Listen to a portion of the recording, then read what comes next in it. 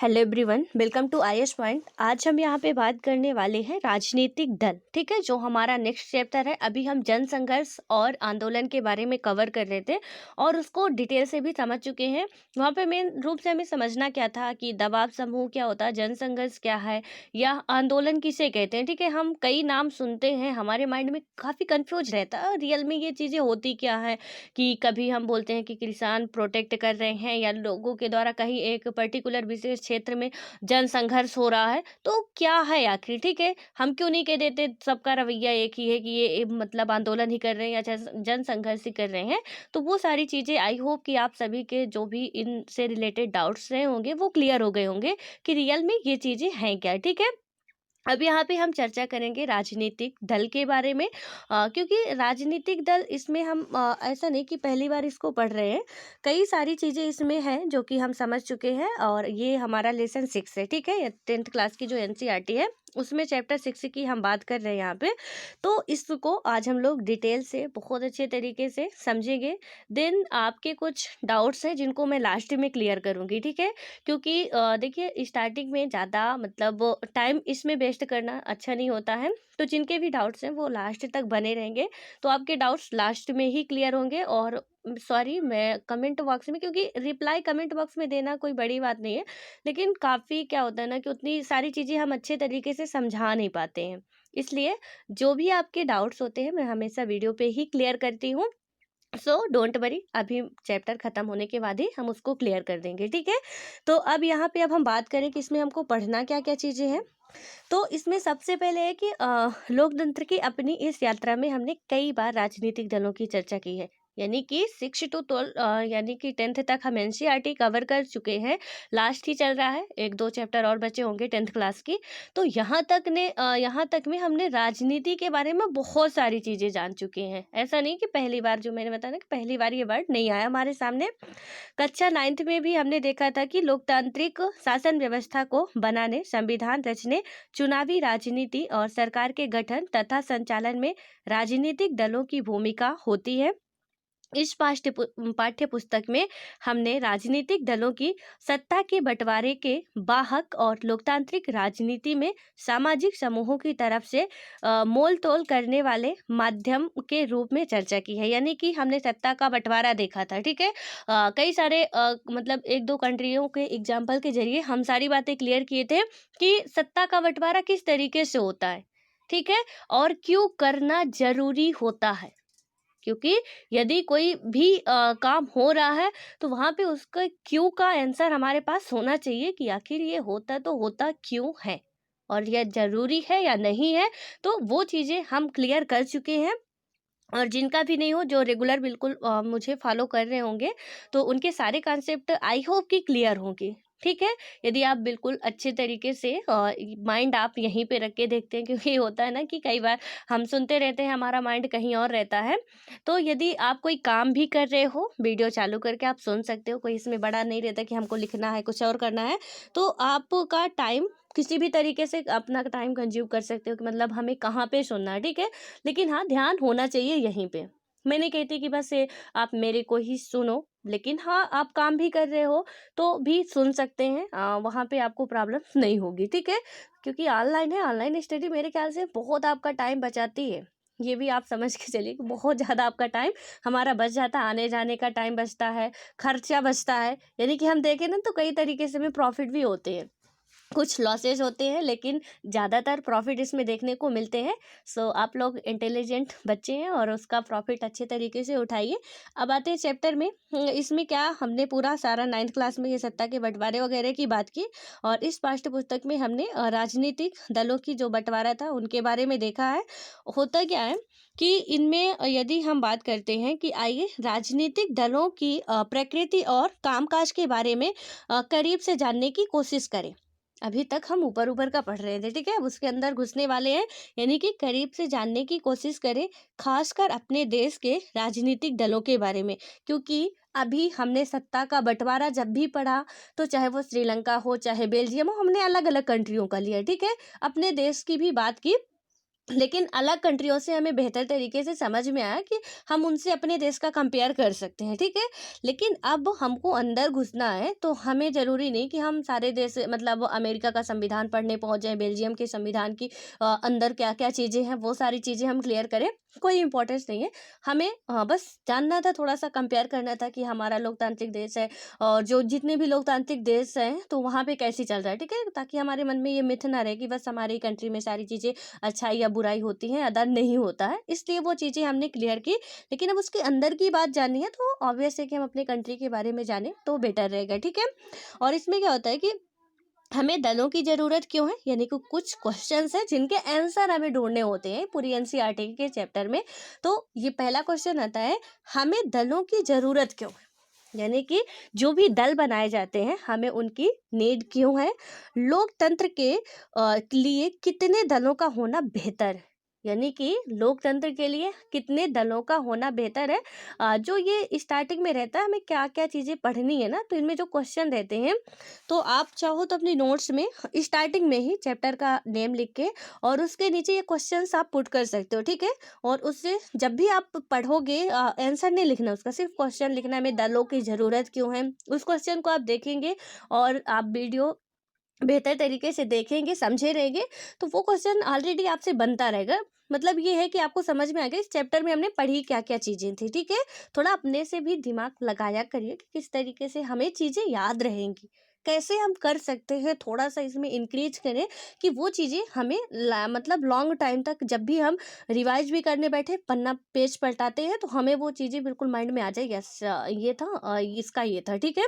तो आप एक एक पॉइंट लिख लेंगे, ये क्वेश्चन लिखेंगे, आंसर ऑटोमेटिक आपके माइंड में आ जाएगा कि हमें दलों की ज़रूरत क्यों है, ठीक है। देन उसके बाद कि आप लिख लीजिए, बेटर होगा। और लोकतंत्र के लिए कितने दलों का होना बेहतर है, इसी संदर्भ में हम मौजूदा समय के राष्ट्रीय और क्षेत्रीय राजनीतिक दलों का परिचय देंगे। और क्या करेंगे कि साथ ही यह देखने का प्रयास करेंगे कि राजनीतिक दलों के साथ क्या खामियां जुड़ी हैं और उन्हें दूर करने के लिए क्या किया जा सकता है, यानी कि राजनीतिक दलों के साथ क्या खामियां जुड़ी हैं और उन्हें दूर करने के लिए क्या किया जा सकता है, ठीक है। तो इसमें अब हम बात करेंगे, अपने चैप्टर पे आते हैं। अभी तो हमने देखा कि हमें पढ़ना क्या क्या चीज़ें हैं।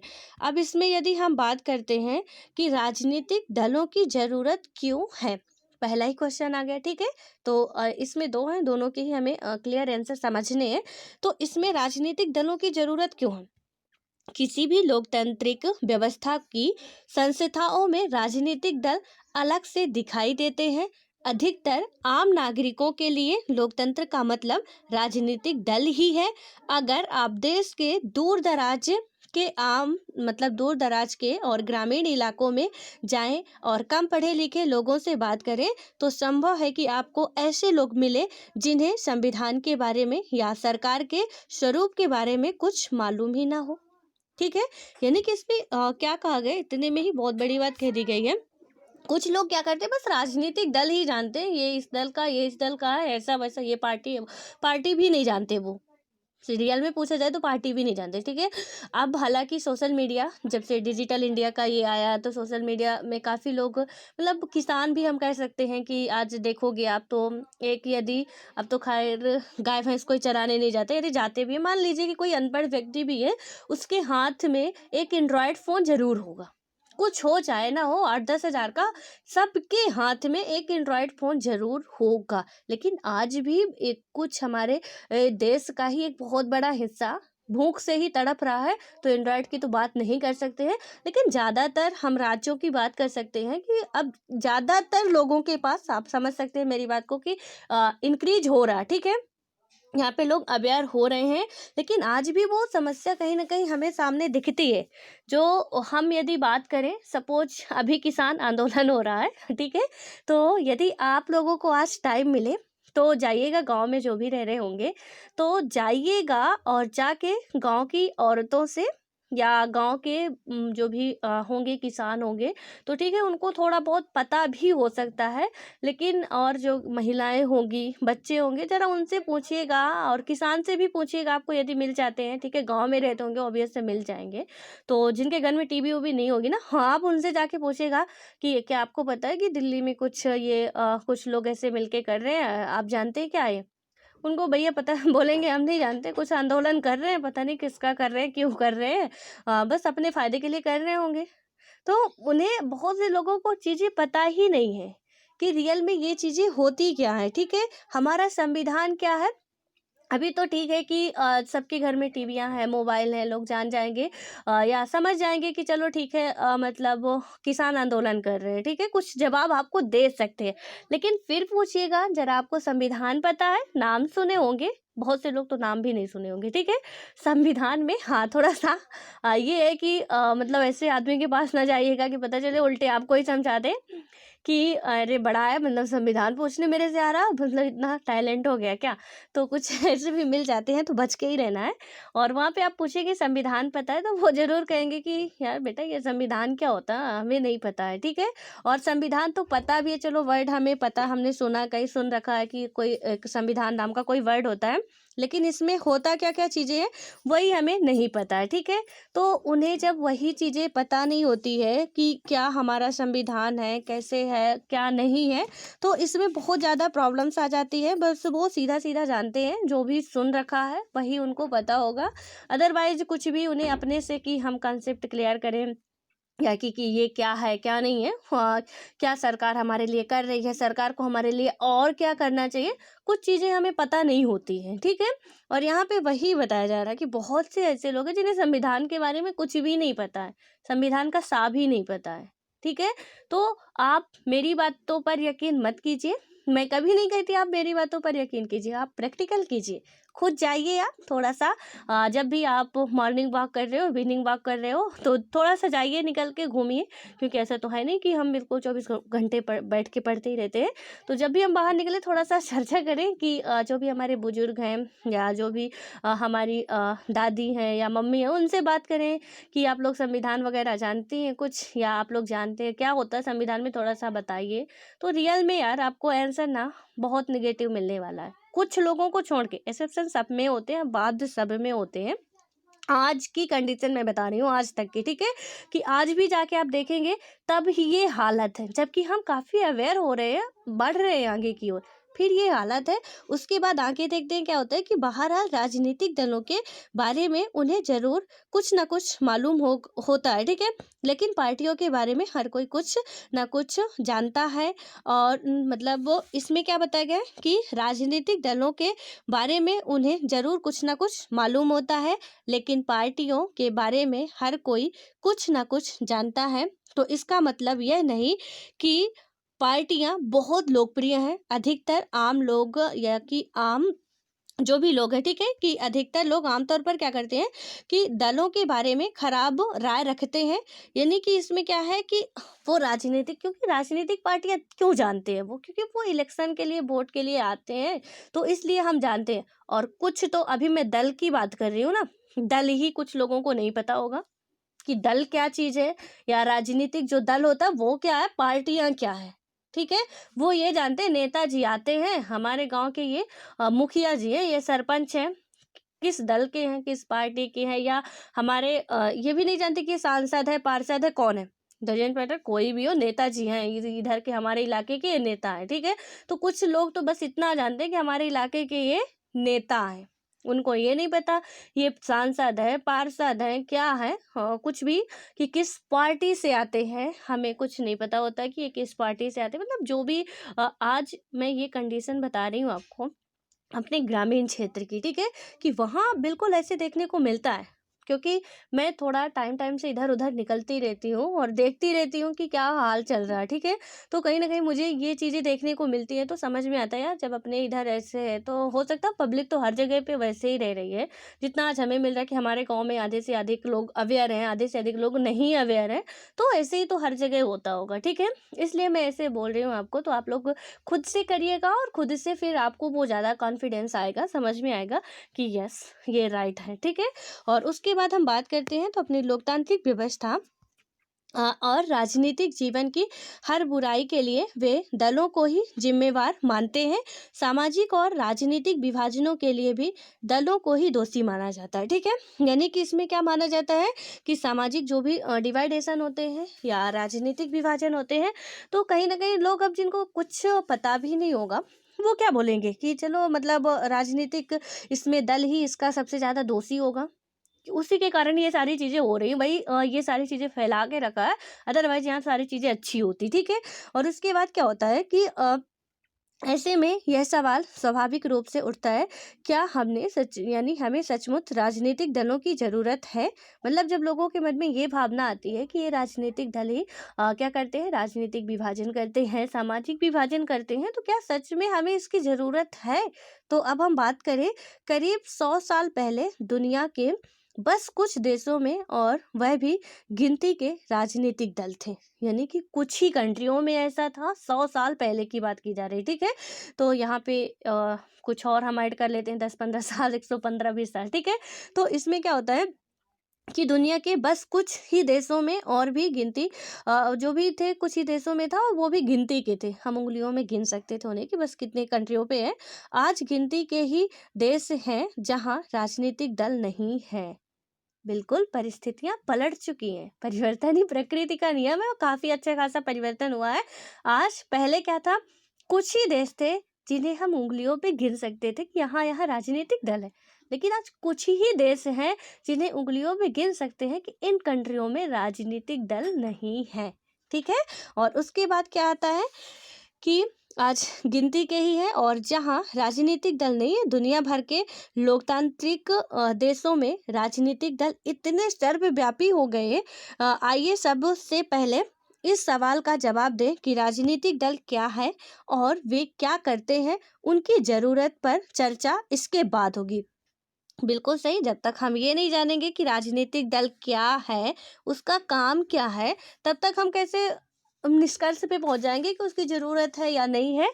तो अब हम बात करते हैं राजनीतिक दल का अर्थ। ठीक है, कि राजनीतिक दल जो भी है वो है क्या चीज रियल में। अब आप लोग भी शायद हो सकता है कि थोड़ा माइंड में चल रहा होगा कि बार बार राजनीतिक दल आखिर ये है किस खेत की मूली। ठीक है, ये है क्या चीज, तो अभी हम समझते हैं, डोंट वरी, कि राजनीतिक दल है क्या चीज। इसमें क्या है कि राजनीतिक दल को लोगों के एक ऐसे संगठित समूह के रूप में साझा या समझा जा सकता है जो चुनाव लड़ने और सरकार में राजनीतिक सत्ता हासिल करने के उद्देश्य से काम करता है। क्या है राजनीतिक दल, इसमें क्या बताया गया है कि राजनीतिक दल लोगों के एक ऐसे संगठित समूह के रूप में समझा जा सकता है जो चुनाव लड़ने और सरकार में राजनीतिक सत्ता हासिल करने के उद्देश्य से काम करता है। समाज के सामूहिक हित को ध्यान में रखकर यह समूह कुछ नीतियां और कार्यक्रम तय करता है।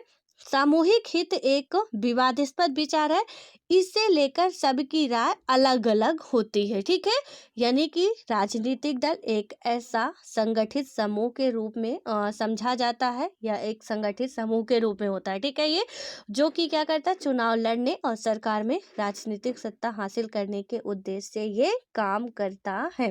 यानी कि चुनाव लड़ने और सरकार में सत्ता हासिल करने के उद्देश्य से ये क्या करता है, काम करता है।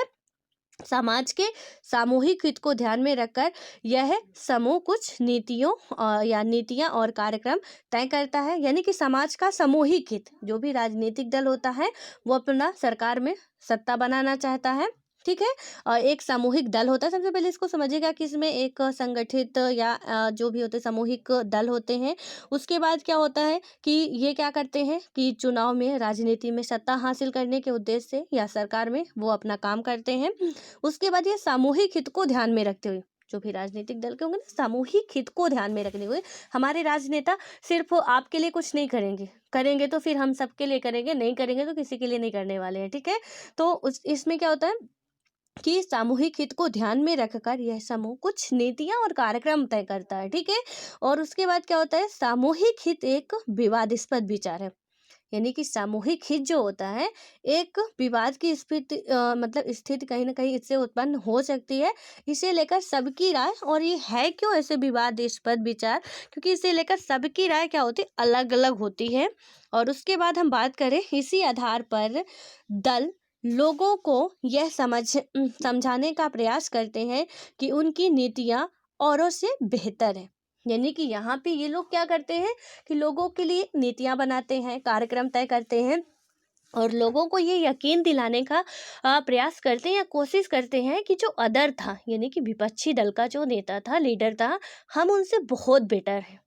ठीक है। और वो यकीन दिलाता है कि हाँ, हम उनसे बेटर हैं।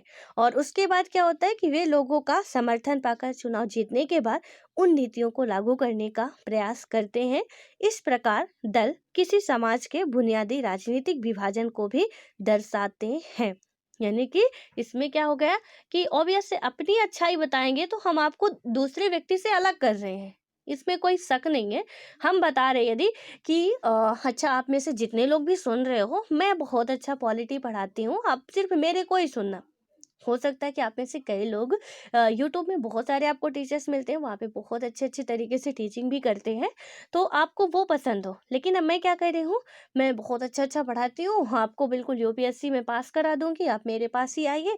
तो आप क्या करेंगे कि कहीं ना कहीं आपको उस जिस व्यक्ति को आप पहले से फॉलो कर रहे थे, उन्हें आपको छोड़ना पड़ेगा, जबकि कोई खास डिफरेंस नहीं है।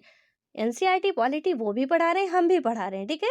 समझाने का नजरिया अलग अलग हो सकता है, लेकिन मैं यहाँ पे क्या कर रही हूँ, आपको उनसे अलग कर रही हूँ। और अब ऐसे आपको भी लगेगा कि चलो, मैडम ने कहा मैं यूपीएससी पास करा दूंगी, मेहनत करो तो भी, नहीं करो तो भी, तो हाँ, अब मेहनत तो कोई करना नहीं चाहता, चलो फिर वहीं चलते हैं और चार लोगों को और लेके आएंगे कि यार उस मैडम ने कहा हम यूपीएससी आपको यूँ चुटकियों में निकलवा देंगे। बिल्कुल, पढ़ना वढ़ना आपने जितना हम पढ़ा रहे हैं उतना पढ़ लेना, उससे काम हो जाएगा आपको, ठीक है। पता चला यूपीएससी का क्लर्क का भी पेपर नहीं निकलने वाला।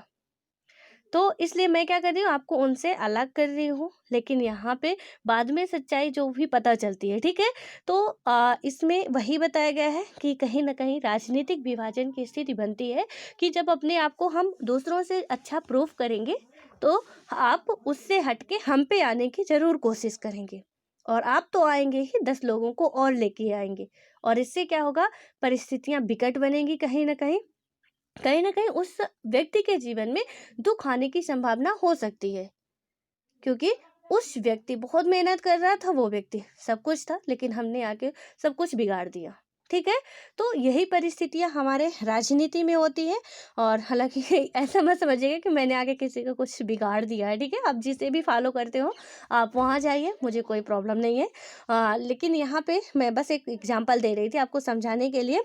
उसके बाद है कि पार्टी समाज के किसी एक हिस्से से संबंधित होती है, इसलिए उसका नजरिया समाज के उस वर्ग समुदाय विशेष की तरफ झुका होता है। यानी कि इसमें क्या बात की गई है कि राजनीतिक विभाजन तो होता ही है, पार्टी समाज के किसी एक हिस्से से संबंधित होती है, इसलिए उसका नजरिया समाज के उस वर्ग समुदाय की विशेष तरफ होता है।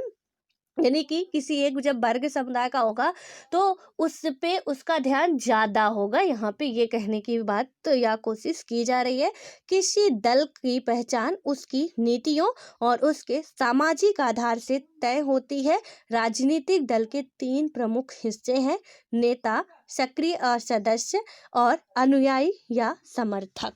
यानी कि राजनीतिक दल में क्या होते हैं, 3 प्रमुख हिस्से होते हैं। वो कौन कौन से हैं, थोड़ा आप इसको नोट कर लीजिएगा, राजनीतिक दल को अपने हिसाब से नोट कर लीजिएगा, ठीक है। और इसमें क्या है, नेता, सक्रिय सदस्य और अनुयायी या समर्थक। सक्रिय सदस्य का मतलब ऐसा नहीं कि मतलब सक्रिय सदस्य का मतलब ये होता है जो एक्टिव पर्सन हो कोई, ठीक है, कि उस दल के लिए वो काफ़ी जी जान लगाने की कोशिश करता हो। अब ऐसा नहीं बस ढीला ढाला सा इंसान हो कि हमारी पार्टी का साथ साथ हमारा सब कुछ जो भी रेपुटेशन है सब गवा दे और बस बैठ के सोए आराम से खाए, जितने दिन है खाएंगे, बाकी मर जाएंगे, दिक्कत क्या है, ठीक है। तो ऐसा वाला इंसान नहीं, इसीलिए सक्रिय सदस्य की बात की गई है कि एक्टिव पर्सन होना चाहिए यहाँ पे, और अनुयायी होना चाहिए। यानी कि अनुयायी का मतलब है या समर्थक कि आप किसी भी पार्टी के, ऑब्वियसली बहुत पूरे कंट्री में ना हर एक के समर्थक होते हैं, बहुत ही लोग होंगे जो नोटा सेलेक्टेड बटन दबाते होंगे, बहुत कम ही लोग होंगे, लेकिन ज़्यादा से ज़्यादा लोग मतलब किसी न किसी पार्टी से बहुत ज़्यादा बेहद मोहब्बत करते हैं। चाहे वो फिर कोई भी पार्टी हो, आपको जो भी पार्टी अच्छी लगती है, तो हम उनसे कहीं न कहीं बहुत ज़्यादा जुड़ाव हमारा हो जाता है, ठीक है? अब आते हैं राजनीतिक दल के कार्य में। राजनीतिक दल के कार्य, अभी हमने राजनीतिक दल की बात की कि क्या होता है, उसके बाद इसके कार्य की यदि हम बात करते हैं, तो इसमें क्या है कि राजनीतिक दल क्या करते हैं? मूलतः राजनीतिक दल राजनीतिक पदों को भरते हैं। अच्छा है, ठीक है। यानी कि जो राजनीतिक दल होते हैं, और कौन सा बड़ा तीर मारेंगे, ये क्या करते हैं, राजनीतिक दल जो है राजनीतिक पदों को भरते हैं और राजनीतिक सत्ता का इस्तेमाल करते हैं। इस मतलब कि दल इस काम को कई तरह से करते हैं। अब कैसे करते हैं, जो भी है इनमें कैसे, जो भी सत्ता संभालते हैं कैसे करते हैं। पहला इसमें कि दल चुनाव लड़ते हैं। ऑब्वियस है, राजनीतिक दल है, चुनाव तो लड़ेंगे ही। अधिकांश लोकतांत्रिक देशों में चुनाव राजनीतिक दलों द्वारा खड़ा किए गए उम्मीदवारों के बीच लड़ा जाता है। राजनीतिक दल उम्मीदवारों का चुनाव कई तरीकों से करते हैं, ठीक है। अमेरिका जैसे कुछ देशों में उम्मीदवार का चुनाव दल के सदस्य और समर्थक करते हैं। अब इस तरह के इस तरह से उम्मीदवार चुनने वाले देशों की संख्या बढ़ती जा रही है। अन्य देशों जैसे भारत में दलों के नेता ही क्या करते हैं, यानी कि दलों के नेता ही उम्मीदवार चुनते हैं। यहाँ पे हमने क्या बात की कि चुनाव ये लोग लड़ते हैं, और अधिकांश लोकतांत्रिक देशों में क्या होता है, चुनाव राजनीतिक दलों द्वारा खड़े किए गए उम्मीदवारों के बीच लड़ा जाता है। यानी कि जो भी राजनीतिक दल होंगे वो उम्मीदवार खड़ा करेंगे अपने अपने दल से, और उनमें से फिर क्या होता है, चुनाव लड़े जाते हैं, ठीक है। राजनीतिक दल उम्मीदवारों का चुनाव कई तरीके से करते हैं। यानी कि जो राजनीतिक दल होते हैं उम्मीदवारों का चुनाव वो क्या करते हैं, कई तरीके से करते हैं। अमेरिका जैसे कुछ देशों में उम्मीदवार का चुनाव दल के सदस्य और समर्थक करते हैं। यानी कि अमेरिका की यदि हम बात करते हैं, या उसके जैसे और भी जो कंट्रियां हैं, वहाँ पे क्या होता है कि उम्मीदवार का जो चुनाव किया जाता है तो दल के सदस्य या समर्थक करते हैं, ठीक है। यानी कि दल का कोई सदस्य करेगा कि इस उम्मीदवार को अपने दल से खड़ा किया जाएगा, या कि कोई वहाँ का उसका समर्थक करेगा कि नहीं ये होना चाहिए, ठीक है। अब इस तरह से उम्मीदवार चुनने वाले देशों की संख्या बढ़ती जा रही है। अन्य देशों जैसे भारत में दलों के नेता ही उम्मीदवार चुनते हैं। लेकिन यहाँ पे क्या होता है कि दलों के नेता, यहाँ पे यदि अभी बताया गया ना कि अमेरिका में इस तरीके से होता है कि समर्थन लोग, जो भी समर्थक होते हैं वो चुनते हैं या मेंबर चुनते हैं, ठीक है। उसमें प्रॉफिट रहता है हमें। जरा आप सोचिए कि समर्थक होंगे, समर्थक यदि कह रहे हैं कि इसको नहीं इसको, यानी कि चलिए ठीक है, हम और आप दोनों ही राजनीतिक पार्टी के हैं, ठीक है, अलग अलग राजनीतिक दल से आते हैं। मान लीजिए कि हमारे, चलिए एक ही राजनीतिक दल के हैं, ठीक है, और हम दोनों में क्या है कि अब वो जो भी हमारे समर्थक, आपके समर्थक, देखा जाएगा कि कहाँ पे किसके हैं, ठीक है। कि यहाँ पे हो सकता है कि आपके फॉलोवर बहुत ज़्यादा हो, ठीक है, आपके समर्थक बहुत ज़्यादा पहले से ही आप मतलब कि सामाजिक वर्कर रहे हो, और वहाँ से कि आपने काफ़ी ज़्यादा प्रभुत्व कमाया हो, आपके बहुत ज़्यादा फॉलोवर्स हो, या तो वहाँ पे क्या होगा कि लोग देखेंगे और मेरे पास 10 ही 20 हो, तो क्या वो अपने दल का नाम खराब करने के लिए मेरे पास आएंगे? बिल्कुल नहीं आएंगे, ठीक है। वो यही चाहेंगे कि आपको चुना जाए और आप ही उनके पार्टी के उम्मीदवार बनो, और ताकि हमारी जो पार्टी है वो क्या हो, विजयी हो, ठीक है। ऐसा नहीं कि उन्होंने बस हमारे कोई मौसा या फूफा लगते हैं, हमें दे दिया कि चलो ठीक है तुम ही उम्मीदवार बन जाते हो, और मेरे तो 10 ही समर्थक थे और 10 समर्थक थे जब, तो ऑब्वियसली कि मुझे हारना ही था, ठीक है। लेकिन आपको वहां पे देखा जा रहा है कि भैया आपके पास तो बहुत ज्यादा फॉलोवर्स है, आपके जीतने की उम्मीद है, यानी 90% आपके जीतने की उम्मीद है, वहां पे 10% मेरी है, तो किसे चुना जाएगा? आपको चुना जाएगा, बिल्कुल, इसमें कोई शक नहीं है, ठीक है। तो ये अच्छा है। लेकिन यहाँ पे क्या करते हैं कि वही रिश्तेदारी वाला, भाई भतीजे वाला, मौसा फूफा चाचा जो भी होते हैं, तो इसमें दलों के नेता ही उम्मीदवार चुनते हैं। यानी जो नेता है वो क्या करेंगे कि उम्मीदवार चुनेंगे, और इसमें क्या होगा कि जब वो उम्मीदवार चुनेंगे तो फिर किस हिसाब से चुनेंगे, आप समझ सकते हैं, मेरे को चुन सकते हैं वो क्योंकि क्यों चुन सकते हैं, क्योंकि यहाँ पे मेरे पास भले ही 10 है, लेकिन वो हमारे रिश्तेदार हैं, जाएंगे कहाँ, नेता है, हमें चुन लेने के। तो ये कंडीशन कहीं ना कहीं थोड़ा सा फिर ज़्यादा क्रिटिकल हो जाती है, ठीक है। फिर हमें यहाँ पे साम दाम दर, हालांकि कोई भी राजनीतिक चुनाव हो वो सारी चीज़ें तो यूज होती ही हैं, लेकिन यहाँ पे कुछ ज़्यादा ही करनी पड़ जाती है हमें। क्योंकि हमें समर्थक का पता नहीं कि हमारे समर्थक कौन है, कहाँ से। अब हमें ज़बरदस्ती का समर्थक बनाना है तो फिर उसके लिए कुछ भी तो हमें करना पड़ेगा, ठीक है। तो वहाँ पे फिर अलग अलग अपने हिसाब से देखते हैं लोग। और उसके बाद दूसरा आता है, आई होप कि आप पहला पॉइंट आप समझ गए होंगे, ठीक है, कि राजनीतिक दल करता क्या है, यानी कि वो उम्मीदवारों का चुनाव करता है और इसमें किस तरीके से करता है, दोनों ही समझ चुके हैं आप, ठीक है, कि एक समर्थक के हिसाब से कर लेगा या उनके जो भी मेंबर होंगे वो चुनते हैं। और हमारे देश में जो चलता है कि नेता ही उम्मीदवार को चुनता है, ठीक है। दूसरा आता है कि दल अलग अलग नीतियों और कार्यक्रमों को मतदाताओं के सामने रखते हैं और मतदाता अपनी पसंद की नीतियां और कार्यक्रम चुनते हैं। देश के लिए कौन सी नीतियां ठीक है, इस बारे में हम में से सभी की राय अलग अलग हो सकती है, पर कोई भी सरकार इतने अलग अलग विचारों को एक साथ लेकर नहीं चल सकती। लोकतंत्र के समान या मिलते जुलते विचारों को एक साथ लाना होता है ताकि सरकार की नीतियों को एक दिशा दी जा सके। पार्टियां यही काम करती हैं।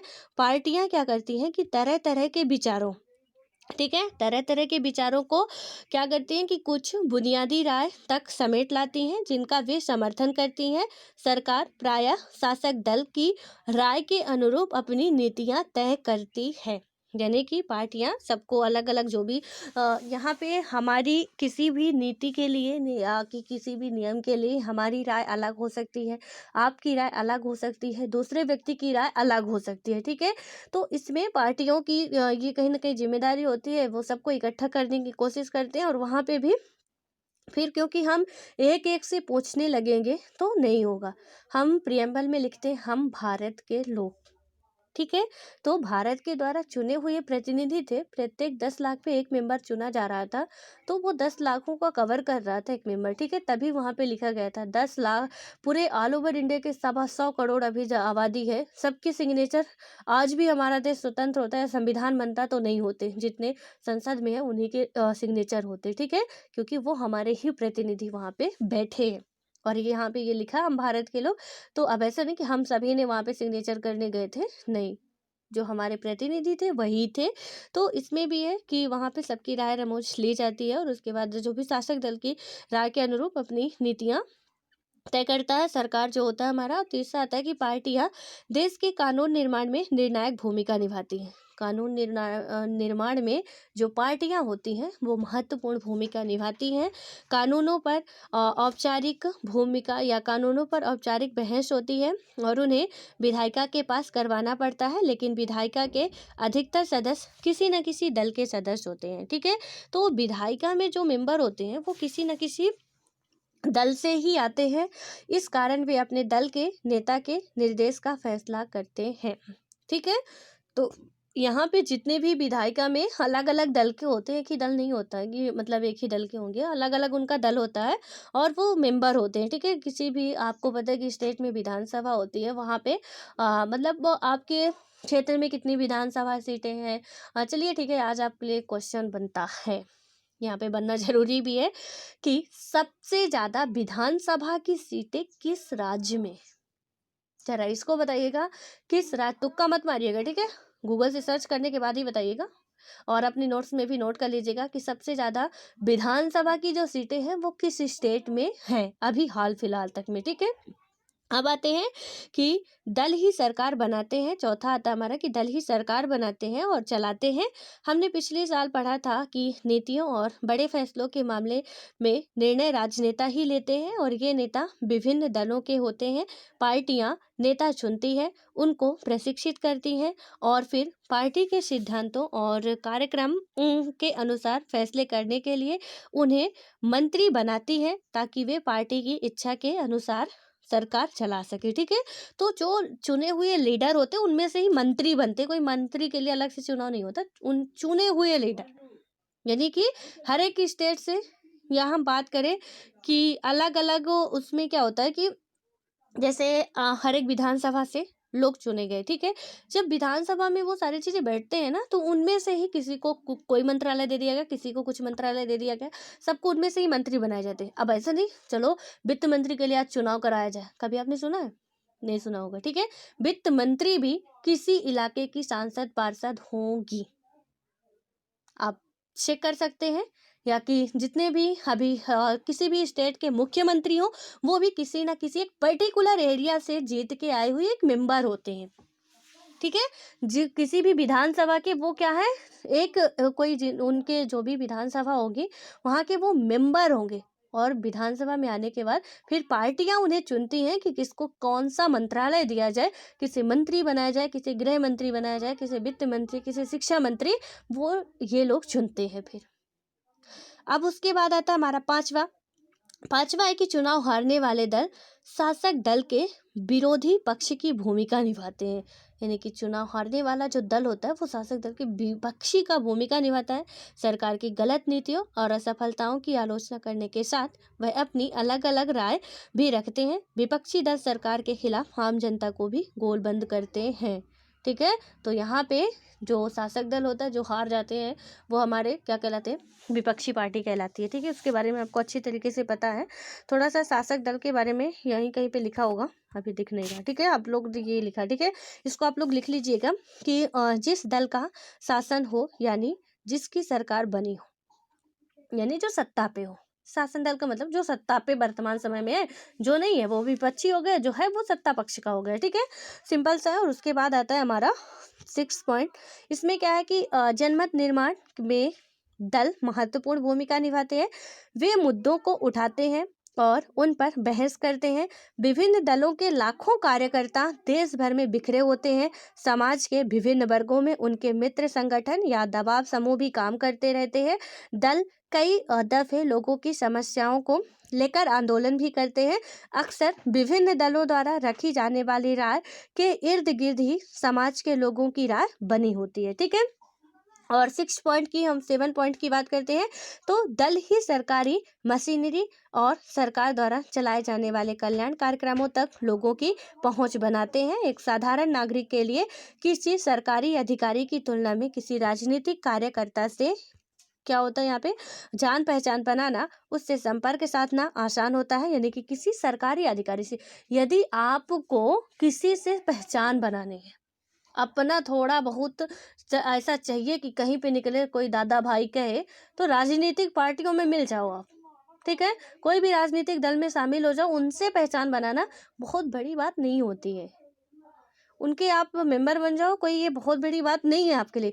लेकिन किसी सरकारी अधिकारी के पास जाने के लिए ना आपको पता नहीं कितने हमारे जो चप्पल होते हैं वो घिस जाते हैं, जूते फट जाते हैं, तब जाके उनसे हम मिल पाते हैं। क्योंकि ये लाल फीताशाही जो वर्ड है ना, वो काफ़ी अच्छा खासा यूज होता है सरकार पे। तो यहाँ पे सरकारी ऑफिसर जो होते हैं वो करते हैं, क्योंकि हम पढ़ पढ़ के इतना मेहनत किए, उसके बाद आप लोग भी बनने वाले हो। तो हो सकता है कि आप लोगों में से कुछ समाज सुधारक बन जाए। कुछ वही है कि भैया हमको मिलना है, अपॉइंटमेंट लो, और वो भी आज लोगे, हम कल नहीं मिलेंगे, परसों फिर लो। फिर हमें टाइम नहीं है, परसों के बाद फिर अगला दिन जो आएगा देखेंगे। अभी सर को तो टाइम ही नहीं था, 5 मिनट का टाइम था, आए चले गए। फिर अपना एटीट्यूड कुछ ऐसे बनता बनने के बाद। ठीक है, अभी हम पढ़ रहे हैं, बहुत सीधे साधे सिंपल से हैं। एक बार बन गए ना, फिर लगता है कि अब तो हम ही हैं, कुछ जो कुछ भी है उसके अलावा कोई भी नहीं है। जबकि हम पब्लिक की सेवा के लिए बनाए जाते हैं। सिविल सर्वेंट है वर्ड, आप समझ रहे हो, सिविल सर्वेंट है। यानी कि आप सिविल का मतलब समझिए और सर्वेंट का मतलब समझिए।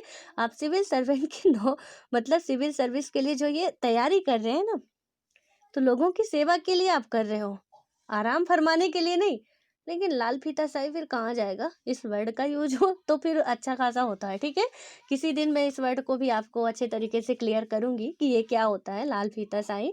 और उसके बाद अब हम आते हैं कि क्या होता है। इसी कारण लोग दल पर पूरा विश्वास ना करते हुए भी उन्हें अपने करीब मानते हैं। दलों को भी हर हाल में लोगों की मांगों और ज़रूरतों पर ध्यान देना होता है, वरना अगले चुनाव में लोगों ने धूल चटा सकते हैं। और दल भी क्यों, इनसे दोस्ती करना क्यों होता है कि आसान होता है, क्योंकि इनकी गर्ज होती है ना, कोई बहुत बड़ा एहसान नहीं करते कोई भी यार, इतना एहसान थोड़ी ना कर सकता है। अब हमारी आपसे ज़रूरत होगी ना, मैं आपके बिल्कुल इर्द गिर्द घूमती रहूँगी, भैया ये कर दो वो कर दो, मतलब जो भी हमें होगा, आप जो कहोगे हम मानने के लिए तैयार होंगे। क्यों? क्योंकि हमें आपकी ज़रूरत है। ठीक है, और जब हमें आपकी ज़रूरत है तो ऑब्वियस है कि बात तो माननी पड़ेगी। आप जो कुछ भी कहोगे आपकी सारी बातें माननी पड़ेगी। इसीलिए थोड़ा सा इनमें दोस्ती करना अच्छा होता है, जो भी राजनीतिक दल वाले होते हैं। और सरकारी अधिकारी का क्या भैया, मानना है तो मानो, नहीं मानना है तो ना मानो। हम यहाँ सिलेक्शन पा के आए हैं, ठीक है, कोई तुम चुनाव करके नहीं बैठा दिए हमके। और अब यह है कि हमें चुनाव करके कोई नहीं बैठा था, कोई एक डीएम है, उसे कोई चुनता थोड़ी ना है, उसकी तो नियुक्ति होती है, वो सेलेक्ट होता है मेंबर। वहाँ पे ये जो वर्ड होते हैं ना, सिलेक्शन करते हैं या कि चूज करते हैं या नियुक्त करते हैं, थोड़ा इन वर्डों का मतलब भी समझ के रखा करिए कि एक प्रशासनिक अधिकारी को आप चुनाव नहीं कर रहे हो कि वहाँ पे जनता के वो प्रतिनिधि बैठे हैं, बिल्कुल भी नहीं। हम दिन रात अभी मेहनत कर रहे हैं, ठीक है, उसके बाद हमारी नियुक्ति होगी, सेलेक्ट होंगे हम, चूज नहीं किए गए हैं हम। तो इन वर्डों का थोड़ा सा आप समझिएगा। और जब हम सेलेक्ट हुए हैं, किसी की इतनी हिम्मत नहीं है कि वो हमारा कहीं पे भी हमको नौकरी से निकाल दे। सरकार की भी इतनी जल्दी हिम्मत नहीं होती कि हमको रिजाइन देने के लिए बोल दे। थोड़ा सी ये बात समझ, ट्रांसफ़र करवा दे। इसीलिए राजनीतिक जो होते हैं ना, वो ट्रांसफ़र करवा सकते हैं, किसी भी एडमिनिस्ट्रेटिव जो भी ऑफिसर होते हैं उनको वो ट्रांसफ़र करा सकते हैं, जो भी ज़्यादा नहीं कर गया, लेकिन उनको वो क्या कर सकते हैं, निकाल नहीं सकते हैं। तो आपको आगे बढ़ना है, इसलिए आप थोड़ा सा उसको क्लियर रखिएगा। अब यहाँ पे हम बात करेंगे अपना है राजनीतिक दल की ज़रूरत, लेकिन थोड़ा सा आपके डाउट्स क्लियर कर दें, कल ही इसको देखेंगे, ठीक है। तो शायद राहुल, ठीक है, राहुल आपका जो डाउट था कि हम अभी इंटरमीडिएट में हैं और ग्रेजुएशन करना है तो कौन सा सब्जेक्ट लें। तो आप यदि हिंदी मीडियम के हो, सबसे पहली बात कि आप अभी ग्रेजुएशन, आपका जो भी 12th है कंप्लीट हो रहा, उसके बाद आपको ग्रेजुएशन पे जाना है, ठीक है।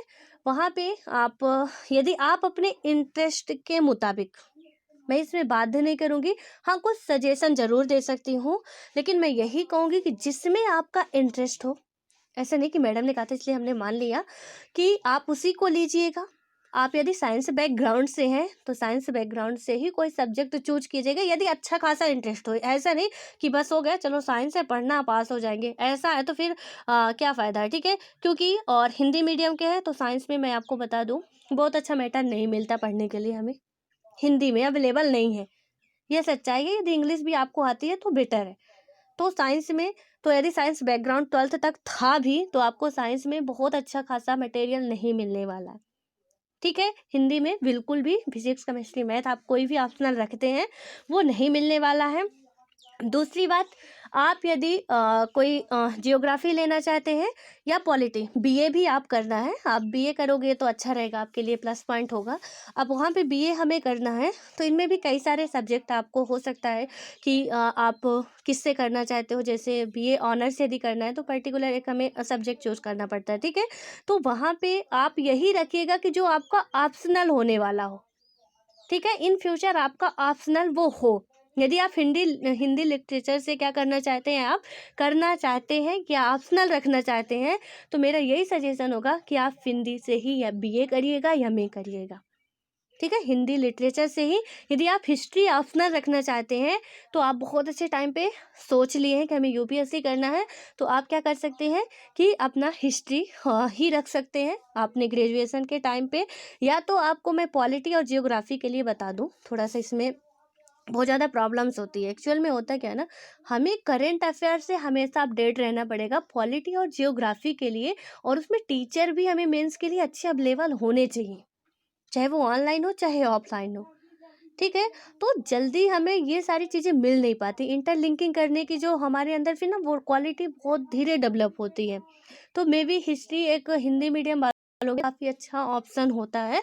और यदि आपका इंटरेस्ट बहुत अच्छा खासा, मैंने ये कहा ना, बहुत अच्छा खासा पॉलिटी में इंटरेस्ट हो या जियोग्राफी में हो, अच्छा वाला तगड़ा वाला, ऐसा नहीं कि पढ़ के पास हो जाना, पास हो जाते अच्छे कुछ मतलब एवरेज मार्क्स आ जाते हैं काम चल जाएगा, ऐसे वाला हो तो मत करिएगा। फिर आपके लिए वही हिंदी हिस्ट्री बेटर है, यदि हिंदी मीडियम आपका है तो, ठीक है। तो इसलिए ज़्यादा कंफ्यूज नहीं होना है। और या तो आप कुछ और भी होते हैं, मतलब जो भी हमारे एडमिनिस्ट्रेटिव के कुछ होते हैं, तो आप उनमें जाना चाहते हैं ना, तो वहाँ पे भी करंट अफेयर से ना आपको बहुत अपडेट रहना पड़ेगा, हिंदी और हिस्ट्री को छोड़ के, या मैथ, ठीक है। कुछ चीज़ें हैं Hindi history math physics chemistry में थोड़ा बहुत आपको, यदि साइंस बैकग्राउंड है तो वहाँ पे भी थोड़ा बहुत, ज़्यादा नहीं, थोड़ा बहुत करंट आपको रहता है। मैथ में भी बिल्कुल करंट नहीं रहता है, और फिजिक्स इसमें हमारे हिंदी में भी नहीं रहता और हिस्ट्री में भी नहीं रहता। हालांकि रहती सारी चीज़ें करंट से ही हैं, हमें उसमें भी ध्यान देना पड़ता है, तो वो चीज़ें जो हम पढ़ रहे हैं ना वो कवर हो जाती है। लेकिन पॉलिटी आप देखते हो कि पॉलिटी की कुछ दिन में मतलब पूरी किताब ही उसको लिखना पड़ेगा, ठीक है, सही से। अब यहाँ पे ज्योग्राफी, वो भी कहीं ना कहीं बहुत ज़्यादा करंट अपडेट रहता है उसमें भी। तो टीचर भी आप देखिएगा कि अवेलेबल हो जहाँ पे, और सब्जेक्ट वही लीजिएगा जिसमें आपका ऑप्शनल हो। 2 दिन, 3 दिन, 4 दिन सोच लीजिए, समझ लीजिए, ठीक है, एडमिशन लेने से पहले क्या हमें करना है। ये कोई एक दिन की जर्नी नहीं है, और वही चीज़ रखिएगा जो आपका ऑप्शनल होने वाला हो इन फ्यूचर, क्योंकि साथ साथ आपका ऑप्शनल, क्योंकि यूपीएससी ना ऑप्शनल ही यदि प्री क्लियर हो गए तो ऑप्शनल हमें ले जाता है हमारे मंजिल तक। तो ऑप्शनल हमारा स्ट्रांग होना चाहिए, और अभी से आप कर रहे हो तो बहुत बेटर है कि आपका यहीं से ग्रेजुएशन में पढ़ना ही पड़ेगा, तो आपका टाइम भी बचेगा और उधर आपकी पढ़ाई भी हो जाएगी, ठीक है। तो इसलिए आप चूज कर सकते हो, बस मैंने सारी चीज़ें बता दी कि इसमें से और भी पवेड वगैरह का ऑप्शन होता है ना, मतलब ऑप्शनल के लिए आप चूज कर सकते हो, तो उनमें सब में करंट अफेयर का इशू है। यदि आप करंट अफेयर, और करंट अफेयर हिंदी में यार मिलता नहीं है कहीं पे, इजीली नहीं मिल सकता आपको, ठीक है, काफ़ी आप हेजिटेट हो जाओगे। मैं वो सारी चीज़ें कर चुकी हूँ, मैं इसलिए आपको बता रही हूँ कि काफ़ी ज़्यादा फ्रस्ट्रेशन आ जाता है माइंड में, यार करें तो करें कहाँ से, कवर क्वेश्चन देख के लगता है पूरा माइंड घूम जाता है कि मतलब ऐसा ऐसा है, हाँ, इसको छोड़ के फिर दूसरी जगह ही जाते हैं, ठीक है। तो क्या फ़ायदा, आप साल भर इसको दो, दूसरे साल उसको दो। इसलिए पूरा अच्छे तरीके से क्लियर माइंड से आप सोच सकते हैं, समझ सकते हैं। यदि आप साइंस बैकग्राउंड है, मैथ भी, फिजिक्स केमिस्ट्री भी काफ़ी बेटर ये हमारे लिए ऑप्शनल है। बस एक्चुअल में प्रॉब्लम क्या है, हिंदी में इनका कुछ मटेरियल मिलता नहीं हमें, जो यूपीएससी की नीड होती हिंदी में वो मिलता नहीं है। बस दिक्कत यहाँ पे आती है। इंग्लिश आती हो तो बेटर है कि चलिए आप ले लीजिएगा, लेकिन हिंदी में थोड़ा ये प्रॉब्लम्स आती है, और इसीलिए थोड़ा हमें सोच समझ के चलना है, ठीक है। तो हिंदी भी एक बेस्ट ऑप्शन है हिंदी मीडियम वालों के लिए। हिंदी लिटरेचर से आप बीए कर सकते हो, एमए कर सकते हो, और उसके बाद आप कर सकते हो और बीए एमए ही करेंगे तो प्रॉफिट रहेगा। कोई नाम के लिए मत करिएगा यार कि बहु उसने बीएससी किया है, बहु उसने एमएससी किया है, कुछ नहीं होता यार। मतलब हमें सिलेक्शन पाना है, क्यों टाइम हम बर्बाद करें अदर सेक्टर पे जाके। जिसका भी ऑप्शनल आपको चाहिए उसी से रिलेटेड आप एडमिशन लेंगे, ठीक है।